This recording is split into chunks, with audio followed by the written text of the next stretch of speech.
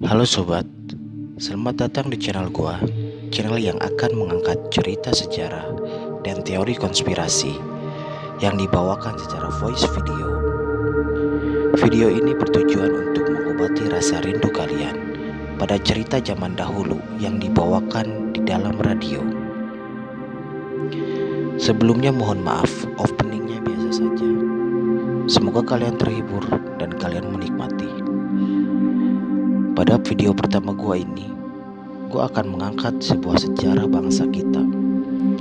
Seperti diketahui, bangsa kita dijajah oleh bangsa Eropa 3 abad lamanya, bahkan lebih. Di sini gue akan menceritakan awal mula dan latar belakang kedatangan bangsa Eropa ke Indonesia. Awal mula kedatangan bangsa Portugis dan Spanyol. Telah berabad-abad lamanya, lautan Nusantara dilayari kapal-kapal negara-negara Asia, antara lain Cina, India, Persia, dan Arab. Pada abad 16, muncullah pelaut-pelaut berkulit putih di lautan Nusantara. Tujuan orang-orang kulit putih datang ke Indonesia, mereka awal mulanya hanya untuk membeli rempah-rempah yang dibutuhkan oleh orang-orang Eropa. Rempah-rempah itu berasal dari Indonesia yang saat itu masih bernama Nusantara, terutama dari Kepulauan Maluku. Berapa abad sebelum datang ke Indonesia, orang-orang Eropa telah mengenal rempah-rempah Indonesia.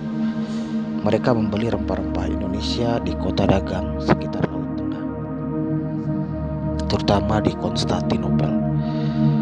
Kota Konstantinopel merupakan rempah-rempah pasar Indonesia di Eropa. Konstantinopel, para pedagang Eropa, terutama Portugis dan Spanyol, memberi rempah-rempah dari pedagang-pedagang Asia Barat.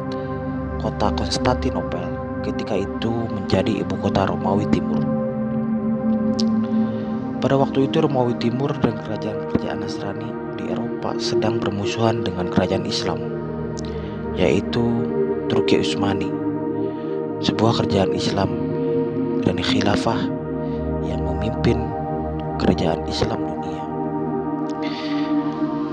Meskipun permusuhan antara Eropa dan Turki Utsmani sangat panas, tapi tidak mempengaruhi pasar dagang Asia Barat dan Eropa tetap berlangsung. Permusuhan antara kerajaan-kerajaan Nasrani di Eropa dan Turki Utsmani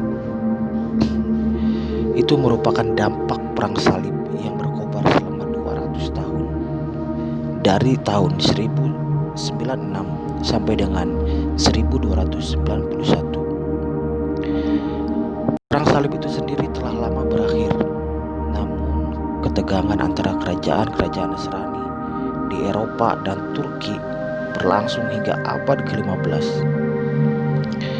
Pada tahun 1453, kota Konstantinopel direbut oleh kerajaan Turki Utsmani yang dipimpin oleh Muhammad Al-Fatih.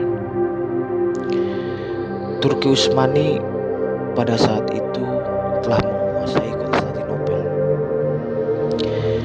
Pada saat Turki Utsmani menguasai Konstantinopel, Turki Utsmani menutup pelabuhan Konstantinopel bagi orang-orang Eropa. Pada saat itulah orang-orang Eropa berusaha mendapatkan rempah-rempah langsung dari Indonesia. Jadi dampak dari ditutupnya pelabuhan Konstantinopel oleh Turki Utsmani, bangsa Eropa khususnya Portugis dan Spanyol, mereka pergi ke negara-negara Asia khususnya Indonesia yang pada saat itu mereka sebut Hindia.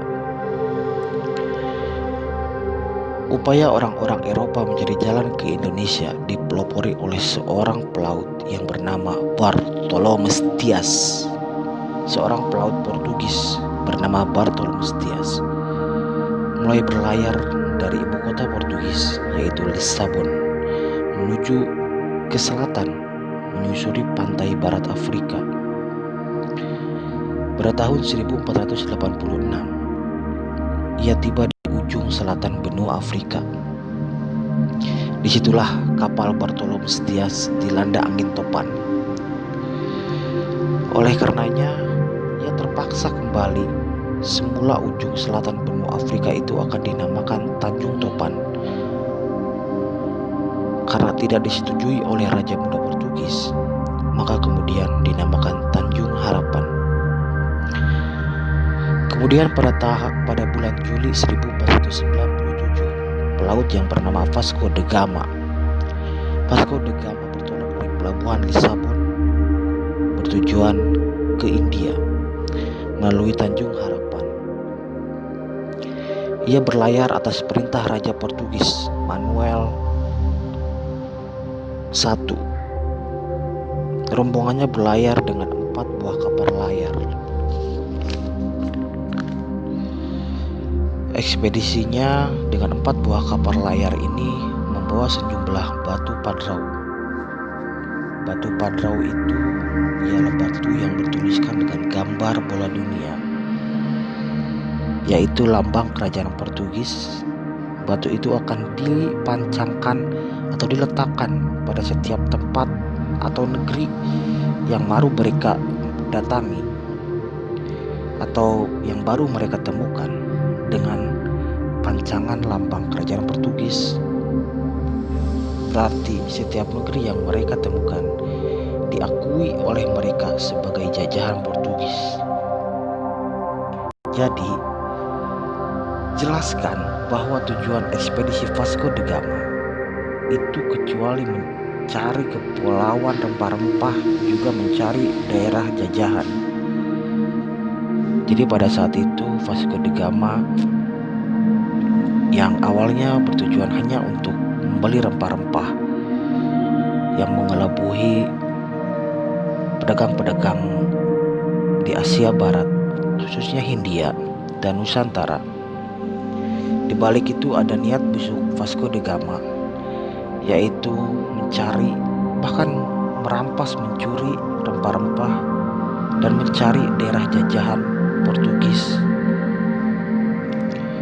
Setelah melewati Tanjung Harapan, yaitu Samudra Hindia, Laut Arab, berlabuhlah mereka, yaitu Vasco da Gama dan rombongan, di kota Calicut pada tahun 1498. Calicut ialah sebuah kota dagang utama di pantai barat India. Disitulah diperdagangkan kayu manis, cengkih, pala, dan lada. Di situ juga terdapat sutra, kemenyan, porselin, dan kayu wangi. Kota Calicut kemudian terkenal dengan nama Goa. Nama Goa pada saat ini yang dinamai oleh Vasco da Gama yang awal mulanya yaitu bernama kota Calicut. Disitulah Vasco da Gama mendirikan kantor dagang yang merupakan kantor dagang pertama Portugis di Asia. Dengan modal kapal dan sebuah kantor dagang itu, kemudian Portugis dapat menamakan kekuasaannya di Goa. Jadi pada saat itu Vasco da Gama pertama kali datang ke Goa dengan niat busuknya dan mengelabui para pedagang-pedagang Hindia, Nusantara, hingga sampai Vasco da Gama dan rombongannya dengan nama Portugis menamakan kekuasaannya di Goa. Mereka berkuasa di Goa. Sejak Vasco da Gama tiba di Calicut, kapal-kapal Portugis berdatangan ke India. Jadi setelah Vasco da Gama berkuasa di Goa, kapal-kapal Portugis menyusul rombongannya untuk memborong rempah-rempah. Setiba di Hindia, Vasco da Gama mengira bahwa telah sampai di kepulauan rempah-rempah. Dugaan itu ternyata keliru karena mereka baru sampai di India. Oke, di part 1 cukup sekian sobat. Next, Di part 2 kita akan bahas kedatangan bangsa Spanyol. Terima kasih yang sudah menonton, semoga terhibur.